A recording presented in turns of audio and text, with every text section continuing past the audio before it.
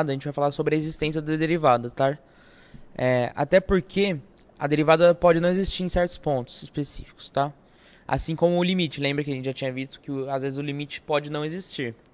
E como a derivada ela é definida como sendo um limite, como a gente já viu, certo? Se aquele limite não existir, a derivada já não existe. E para ver se o limite existe, a gente vai ter que comparar os limites laterais, certo? Então eu falo aqui que as derivadas laterais, entre aspas, devem ser iguais, tá? Então as inclinações laterais devem ser iguais, tá? Por exemplo, e se eu fizer a pergunta, a derivada existe em x igual a? Para a derivada existir em x igual a, esses limites laterais devem ser iguais e devem ser iguais ao número real também, certo? Que aí denota, aí é aquela história do limite existir, certo? Como a derivada é um limite, por definição, se o limite existe, a derivada existe. Então, tá? Então, esses limites laterais devem ser iguais e eles devem ser iguais ao número real. Tudo bem? Vamos dar um exemplo aqui no qual a derivada não existe, tá? No enunciado ele fala assim: dê a derivada de f no ponto 1, tá? Se f de x é essa tal função aqui, tá? Geralmente quando tem módulo, eu costumo calcular as derivadas pela definição mesmo, tá? Que é o melhor jeito. Então vamos lá, a gente vai calcular as derivadas laterais, como a gente chamou, tá? E ver se elas são iguais. Então vai lá.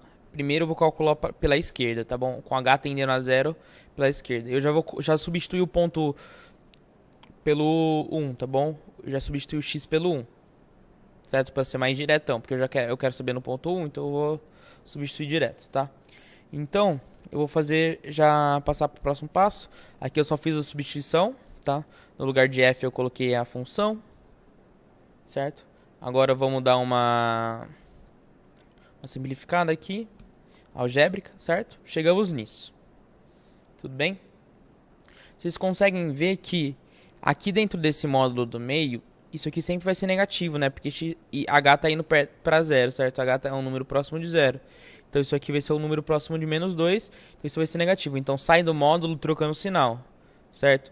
E esse primeiro módulo aqui, como h ele tende a zero pela esquerda, ou seja, h é um número menor do que zero, ou seja, h também é um número negativo, esse primeiro módulo, a gente vai ter um negocinho negativo aqui dentro, tá? Então o negócio que estava negativo dentro do módulo vai sair do módulo com o sinal trocado. Então vai ficar assim, tá? Eu coloquei como h é menor do que zero, para justificar a minha passagem, certo? Vocês veem que o h vai se cancelar aqui e o 2 também vai se cancelar aqui. Então a gente vai chegar num negócio assim, certo? Zero sobre qualquer coisa é zero, tá? Então a gente vai chegar que essa derivada pela esquerda, como eu defini, vai ser zero, tá bom?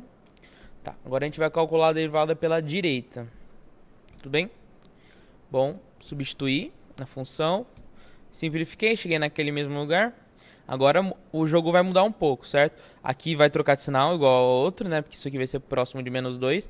Mas aqui no primeiro módulo não troca de sinal, ele sai com o sinal igual, porque o h está tendendo a zero, mas h é um número maior do que zero. Tudo bem? Então isso aqui sai com o sinal igual e esse aqui sai com o sinal trocado.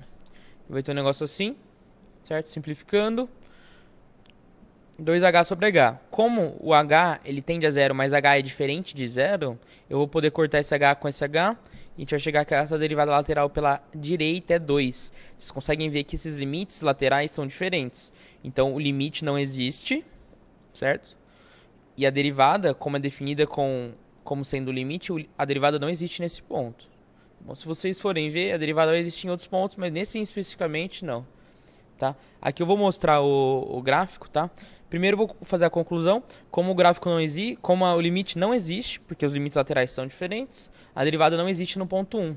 E aqui o gráfico da função, tá? Vocês conseguem ver que quando eu vou chegando perto de 1 pela esquerda, a derivada mesmo é zero, tá? Porque vocês conseguem ver que ela não tem inclinação, né? Porque a reta tangente aqui, a função, a inclinação dela é zero, o coeficiente angular é zero.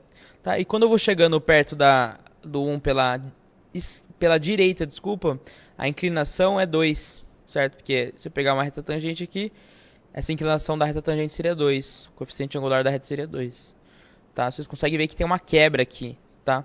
Sempre quando a gente tem quebra, a gente fala que a função não é suave e que não existe derivada, tá? Porque se eu chegar de um lado, a inclinação é uma, se eu chegar do lado, do outro lado, a inclinação é outra. Vocês conseguem ver que no 3, por exemplo, também não existe derivada. Mas nos outros pontos vai existir, tá? Bom, é isso, galera. Um grande abraço e falou!